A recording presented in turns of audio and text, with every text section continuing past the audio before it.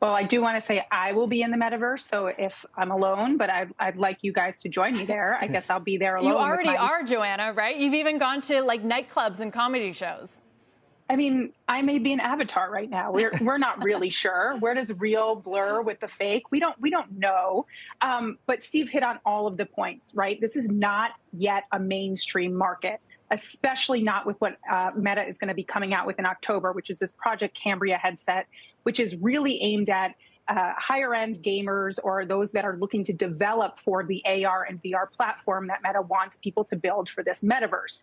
The big thing that we need to look at here is how is Meta at making hardware, right? They've had a hit. They've done, or maybe hit is a subjective word, with the Oculus Quest or the Quest 2, the Meta Quest 2, whatever they're calling it now.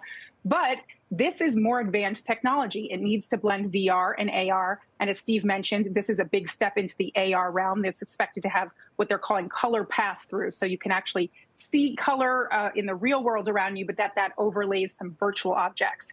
And so the jury's really still out is how can Meta deliver on this hardware platform? And they need to control that hardware and software platform as they go into the future.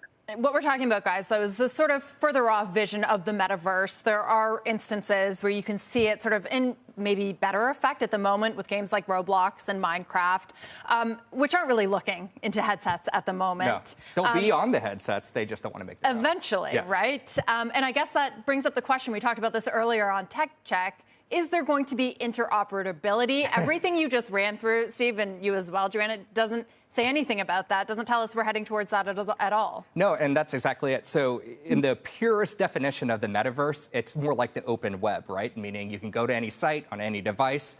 The purists of the metaverse believe it should be like that. But that's not what big tech is building. That's not what Apple's building. That's not what Facebook is building. Mark Zuckerberg saw years ago Apple and Google were able to build their own walled gardens, icing him out, and he doesn't want that to happen again. So he's building his own walled garden. Forget about all the messaging about making it cheap and accessible. That's not what they're doing. They're making it expensive and inaccessible. So all of these tech giants, Joanna, they have seen how valuable an operating system is. They want to create one for the metaverse. So we always talk about the big tech players, who's going to lead the path, but it's possible, isn't it, that someone's building the biggest metaverse company in their basement right now. It may not be any of them. It's possible. I mean, yes, we saw that similarly with sort of the PC race. But when you look at what happened with smartphones, it was two giants that dominated, right? And in most cases, at least with Apple, they controlled the hardware and that software platform. Google, lesser to a degree, right? Microsoft completely failed. But this is what we have again happening, right? That race. You're going to have Google. You're going to have Microsoft. You're going to have Meta. You're going to have Apple. So it's a four-way race there. You're going to also try to have Amazon in there. Amazon not wanting to sort of leave out the Alexa platform and what they've built with their shopping platform as well in AR. And sure, yeah, there's a chance that someone in their basement right now is making a really sleek, cool headset and all the software to go with it. But how does that not cost more than $1,000? You seem right? really skeptical. Yeah, and I get it. Yeah, I'm going to say no. What do you think? See, I mean, Oculus was an acquisition. It was made in a basement, Oculus. It was. Yeah. I know it's harder, and this is requiring billions of dollars, in Meta's case, $10 billion a year.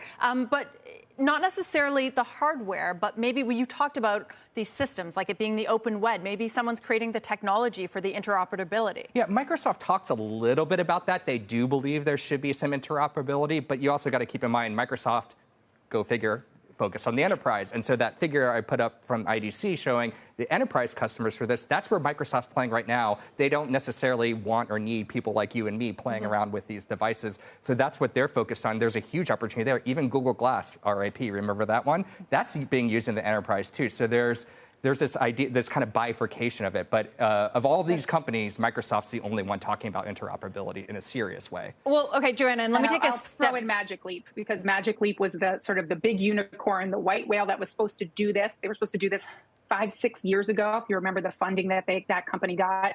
And they have a headset out. They had partnerships with AT&T, but still no big sales of Magic Leap 1 or 2. Right. 2 is coming out. And maybe they get acquired. Now, the only company really talking about the metaverse in a huge way is Meta. The other tech companies are talking about it in maybe more subtle ways. And a lot of them are focused on gaming right now. And there is this connection, Joanna, between the metaverse and gaming, even when we talked about EA being in play as an acquisition target. Do you think that that plays a part in that consolidation we're seeing right now to grab the titles to get ready for a next phase of gaming or internet or metaverse? I think if you look back at the history of some computing platforms, gaming has fueled that first step, has pushed the early adopters, right? We saw that with PCs, PC gaming. We've seen that a little bit with phones as well, right? People buying them for the games, being a huge market on phones. So I think that is going to be the inroad to VR or AR. Mm-hmm. But again, as we kicked off this segment, how does it go mainstream, right? How does everyone like you, me, and Steve want to put this on during the day? Because we've got jobs and we can't play Roblox during the middle of the day.